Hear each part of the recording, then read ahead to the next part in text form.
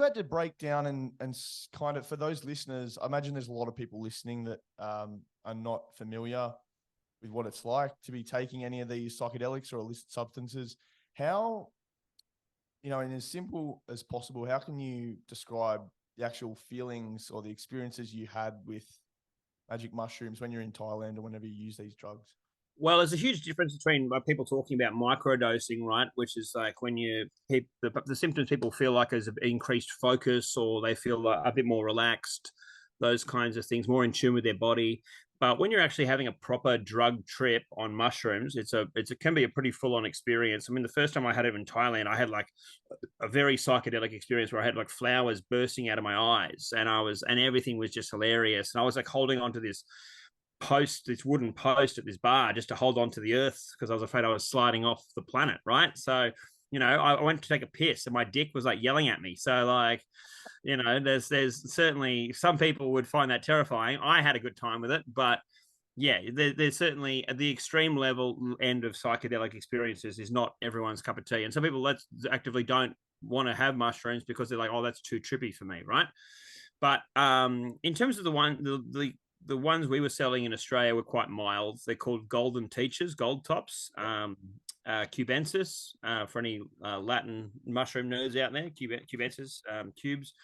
And with them, there wasn't too much of a visual psychedelic experience. It was quite a strong body high. You'd feel very relaxed. Your body would feel like jelly, and everything was funny. You'd be just colors would be accentuated, but it was just a very strong body high. And if you're sitting around with a few mates out in nature, suddenly you feel like you're having the best time of your life. If you're at the beach and the sun's rising, you feel like you're having almost a spiritual experience, and you'll be with some friends having a laugh and just be like, wow, this is what life's all about. So it's, from my experiences and from most of 99.9% of the experiences of people that I was selling mushrooms to were so positive that for me, it helped me to justify what I was doing, because I was just like, the laws don't really understand what this is.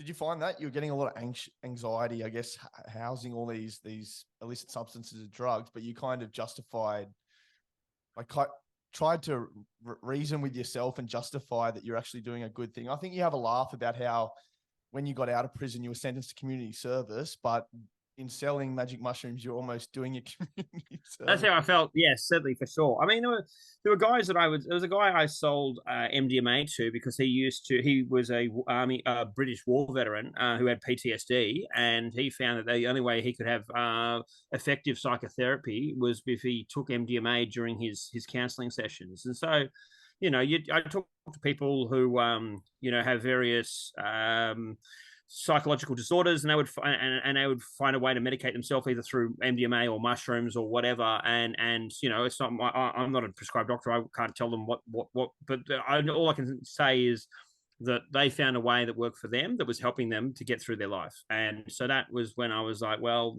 there is certainly a positive element to this. It's more than just using it for recreational drug use.